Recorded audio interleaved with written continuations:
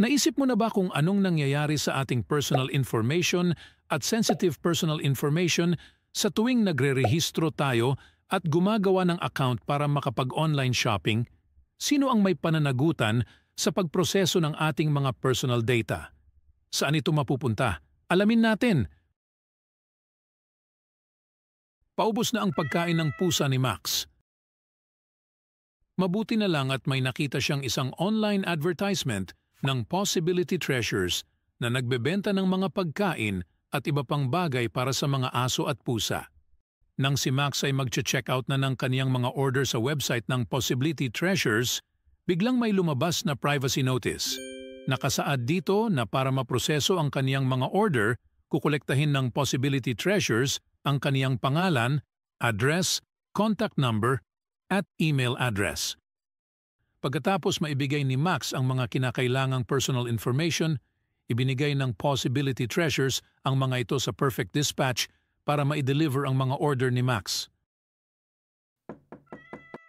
Pagkalipas ng 2 araw, dumating na ang mga order ni Max. Si Max ay lubos na natuwa kaya't binigyan niya ng 5-star rating ang Possibility Treasures at ang Perfect Dispatch. Kung ating matatandaan, mayroong 3 karakter ang ating istorya. Si Max, ang Possibility Treasures, at ang Perfect Dispatch. Bawat isa sa kanila ay may iba't ibang papel na ginagampanan kaugnay sa Data Privacy Act of 2012. Data subject si Max dahil ang kaniyang personal information ay kinolekta nang mag-order siya sa Possibility Treasures.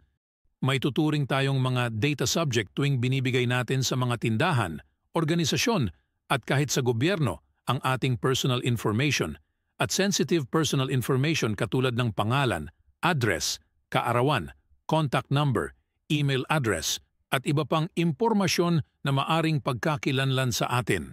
Ang Possibility Treasures ay iba ituturing na Personal Information Controller o PIC sapagkat ito ang nagkokontrol sa pagproseso ng personal information ni Max. Ang Possibility Treasures ang nagtakda kung ano ang mga impormasyong kakailanganin mula kay Max. Bakit kailangan ang mga impormasyon o ano ang layunin sa pagkuha ng mga ito? Paano ito gagamitin? At kanino ibibigay ang mga ito para maiproseso? Kung ating matatandaan, kinuha ni Possibility Treasures ang pangalan, address, contact number at email address ni Max upang matugunan ang kaniyang order. Ang mga PIC ang may accountability sa pagtakda ng mga impormasyon na kukolektahin mula sa data subjects kaugnay sa layunin ng pagproseso na kinakailangan nilang ipaliwanag sa kanilang mga data subjects. Siyempre, sa pagproseso ng personal information at sensitive personal information, ang mga PIC ay dapat mayroong lawful basis batay sa DPA.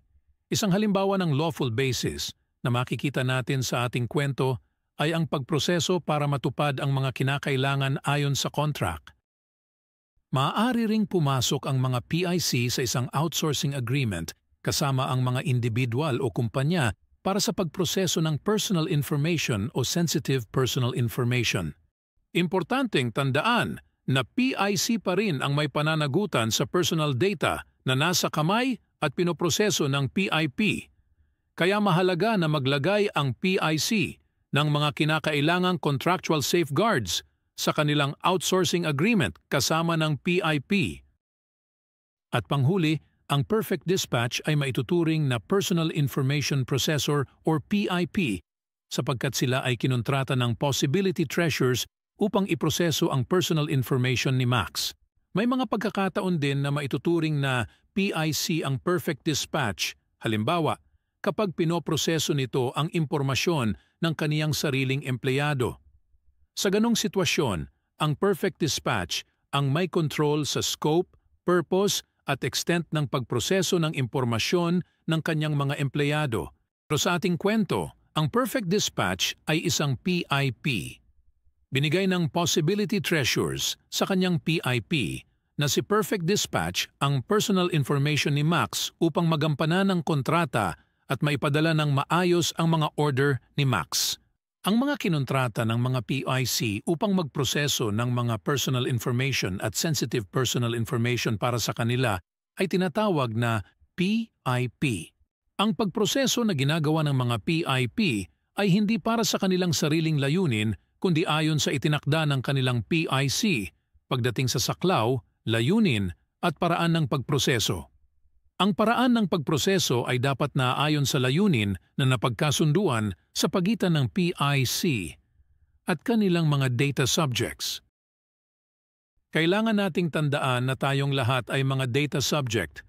Ang mga nagkokontrol ng ating mga personal information o sensitive personal information ay tinatawag na mga personal information controllers o mga PIC, samantalang ang mga outsourced o third-party na kumpanya na kinontrata ng PIC upang magproseso ng personal information o sensitive personal information ay tinatawag na personal information processors o mga PIP.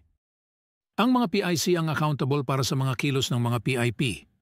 Gayunpaman, parehong may responsibility ang mga PIC at PIP para panatilihing ligtas laban sa maling paggamit at data breach ang ating mga personal information o sensitive personal information.